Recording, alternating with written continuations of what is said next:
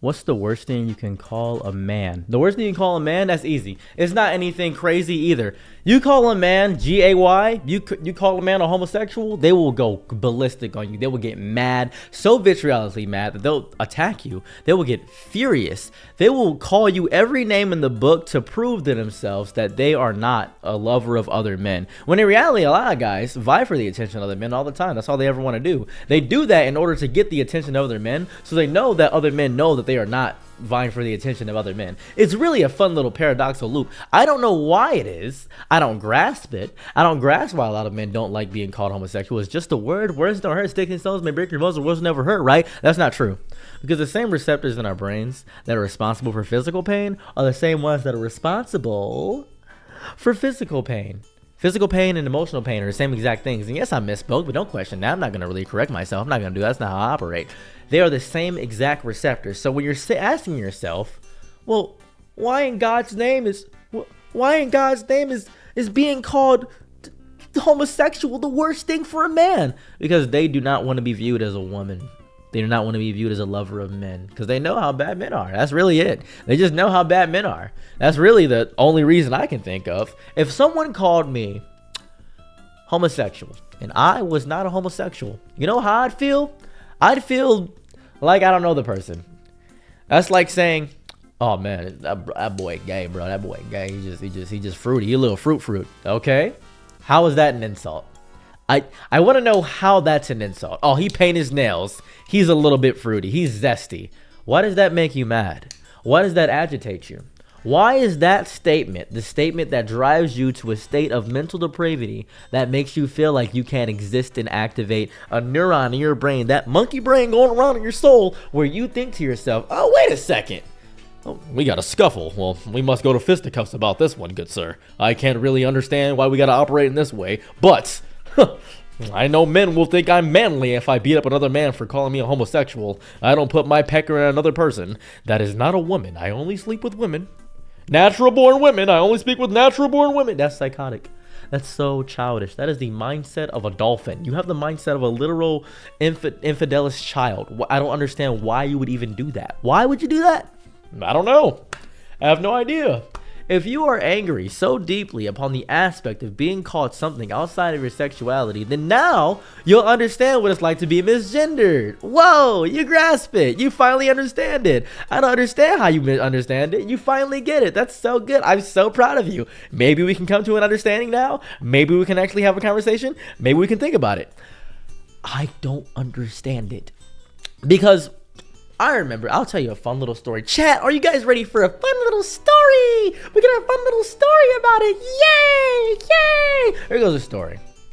I remember when I was in high school and I saw these two guys going blow to blow, battle for battle. Boom, boom, boom, boom. I'm like, oh, Jay Wellikers. I'm excited because I love a good fracas. I start rushing over. I grab my phone. Oh, bro, he's going to World Star. I was excited. I used to be in a ghetto school, so I was really excited about this. I thought maybe I could go a little bit viral if I was willing to record it. I was just excited to show people.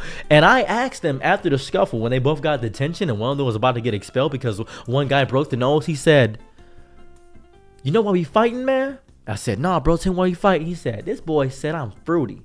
He said, I sleep with boys. I said, whoa, that's crazy. Considering we were both boys at the time, that means that we were sleeping with the same person as him. And I said, are you? He said, nah, man. I was a little bit disappointed because I myself was a little bit zesty. But still, I was a little bit perplexed by the entire arising of this situation. He said, man, he shouldn't be saying that, bro. He know that's how I get angry about that. I said, why? He said, no, because I ain't that. I said, okay. All right, is it bad to be that? And I was really questioning him. He said, well, yeah. I said, why? He said, cause you gay. Why is that bad? He said, cause you gay. There was no really deeper introspective analysis behind that simple base reason besides the fact that I believe society has deemed being homosexual as being something evil. I'm not really sure why. I don't really know why. I'm not really sure. If somebody could elaborate why it is, I would deeply appreciate it. Because being gay is viewed as evil in Christian mythos. Oh, right, yeah. I keep forgetting that most people are Christians. I keep forgetting that most people probably worship God and it's an abomination to lay betwixt the sheets with another man. I keep forgetting that. The deep repression of the human zeitgeist upon exploring their sexuality because it's viewed as taboo to sleep outside of marriage and to actually lay betwixt the sheets with another man is such an interesting mind delve into the psyche of how people operate. Even if you yourself are not Christian, you might read a dollar bill and it says, "In God we trust." There's supposed to be separation of church and state, but the government is different than the church. So the government is the church in some aspects because "In God we trust" is on every single bill. It's a little strange, I think. I think that mindset, that gross ideological mindset of having this deep anger inside of your belly upon being called homosexual, upon being called gay, is weird. I don't see why it's bad to be gay. Is there some negative stigma around it? Does it make you be less masculine? Is being masculine that important? Who are you proving your masculinity to? Other women? Misspoke. Other men?